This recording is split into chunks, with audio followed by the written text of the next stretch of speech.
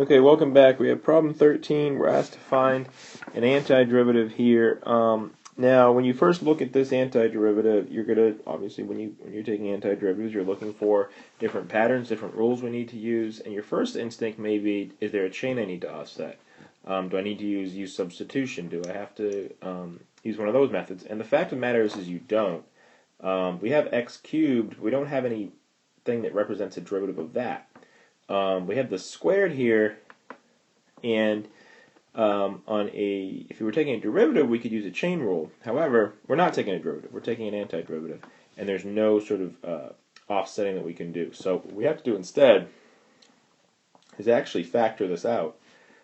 X cubed plus 1 times x cubed plus 1. We have to factor this out and then take the antiderivative just using the reverse power rule. Strangely enough, students in AP Calculus actually have a high percentage of getting this problem wrong because they just did the algebra incorrectly. But if you FOIL it out and you write it out, you'll get the algebra right, and then the antiderivative is actually quite simple. So x cubed times x cubed becomes x to the 6th.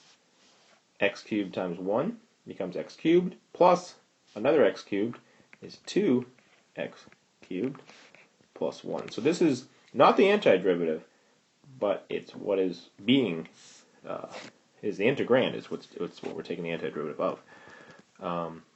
So we're just going to add 1 divided by that number. So it's going to be x to the 7 over 7. This one's just going to be x cubed, x to the 4th, excuse me, over 4. Let's see, that's 1/2 plus x plus c. And again, this right here would just be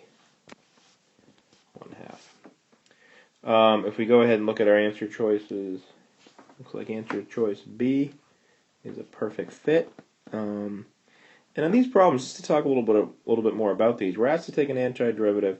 We really want to spend the bulk of our problem, and when we start the problem, just sort of looking at it and thinking, hey, you know what? Is there a chain? Is there not a chain? Do I have to offset something? Do I have to use substitution?